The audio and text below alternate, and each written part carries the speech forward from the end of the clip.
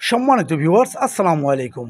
জনদুর্ভোগের চিত্র নিয়ে আপনাদের সামনে হাজির হয়েছি আমি ইলিয়াস শেখ। দেশ ও দশের শত্রু হয়ে ব্যক্তির সাথে বন্ধুত্বে আমি বিশ্বাসী নই। সম্মানিত দর্শক, যখন যেখানে তখন সেখানের অনিয়মের চিত্র তাৎক্ষণিক তুলে ধরাই আমার কাজ। আপনারা দেখছেন শেখ টিভি ব্রাশ।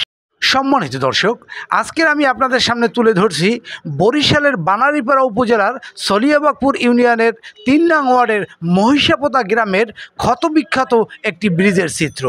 জানা গেছে ৪-৫ বছর আগে এই ব্রিজটি নির্মাণ করা হয়েছে, কিন্তু গত মাসখানেক ধরে এই ব্রিজটির মাঝ বরাবর একটি গর্ত হওয়ায় চলাচলরত শত শত গাড়ি বিপদের সম্মুখীন হচ্ছে। এমন জনদুর্ভোগে ভুক্তভোগীরা জানান,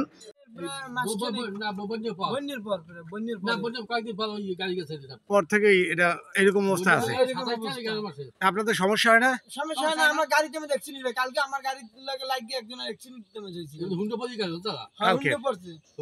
কালকে আমার গাড়ির ইসেতে লাগে আরেকজনের গাড়ি মানে বুঝতে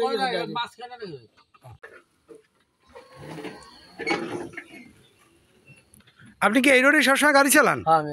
আচ্ছা, এই যে দেবে গেছে এটা কতদিন ধরে? এটা 15 থেকে 15-16 দিন হয়েছে। 15-16 দিন হয়েছে। কেউ কোনো ব্যবস্থা নেয় না? কোনো ব্যবস্থা নেই। তা আপনাদের সমস্যা হয় না? আমাদের অবশ্য সমস্যা, অ্যাক্সিডেন্টের ভয় যায়। কালকে আমি অ্যাক্সিডেন্ট করার শুরু করছি, ওই মেথায় আমি আসছি মানে এই মেথাতে গাড়ি উঠছে, তখন সামনে ঠালাটা সন্ধ্যার সময় কি করবো, ব্রেক কাজতে ধামাই বেলাইছে, করার কিচ্ছু নাই। হ্যাঁ, তখন ওই নিচটা ফাঁকা রাখছে, ফাঁকা রাখি ও ফাঁকাটা মাঝিয়ে ছিঁড়ে যায়। হ্যাঁ, যার জন্য ওই বালি আস্তে আস্তে ধুইতে হ্যাঁ, এরপর যখন গাড়িতে নামছে তখন মানে ওই সেটটাও মানে এর মূলে ছিল যে মানে এই যে ফাঁকা জায়গাটা রয়েছে, ফাঁকাটা রাখছে ওইটা মাঝিয়ে ছিঁড়ে যায়। বাইরে থেকে উপরিতে ঢালাই দিয়ে গেছে।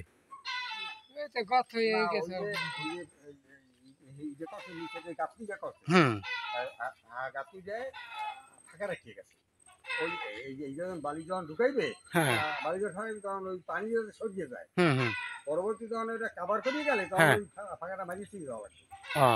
এই কারণে জায়গাটা প্রোটেক্ট করা হয় না, এই কারণে। আচ্ছা, যখন করছে তখন আপনারা দেখছেন? তখন কি অবস্থা? হ্যাঁ, কি অবস্থা হয়েছিল? ব্রিজ করার পর হালানি ছিল, তারপরে ওই আমাদের কমিশনার এখানে অনেক আপনারা দেখছেন শেখ টিভি 82।